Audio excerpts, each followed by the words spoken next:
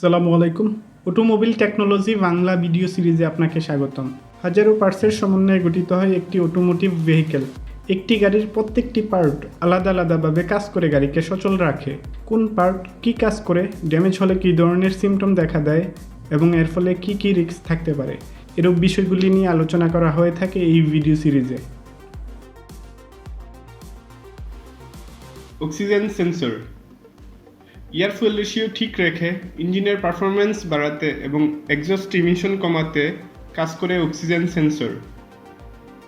এটি ইঞ্জিনের এক্সস্ট গ্যাসে অক্সিজেনের পরিমাণ পরিমাপ করে ইঞ্জিন ইসিওকে সিগন্যাল পাঠায়। অক্সিজেন সেন্সরের পাঠানো তথ্যের উপর ভিত্তি করে engine ECU fuel injection duration adjust করে। এক্সস্ট গ্যাসে অক্সিজেনের পরিমাণ বেশি হলে ফুয়েল বেশি ইনজেক্ট করে এবং কম হলে ফুয়েল কম ইনজেক্ট করে। অক্সিজেন সেন্সর খারাপ হলে গাড়ির ইনস্ট্রুমেন্ট ক্লাস্টারে চেক ইঞ্জিন সাইন শো করবে। ইঞ্জিনের ফুয়েল খরচ বেড়ে যাবে, ইঞ্জিন থেকে কালো ধোঁয়া বের হবে, এক্সস্টে গন্ধ থাকবে, এক্সস্ট ইমিশন বেড়ে যাবে।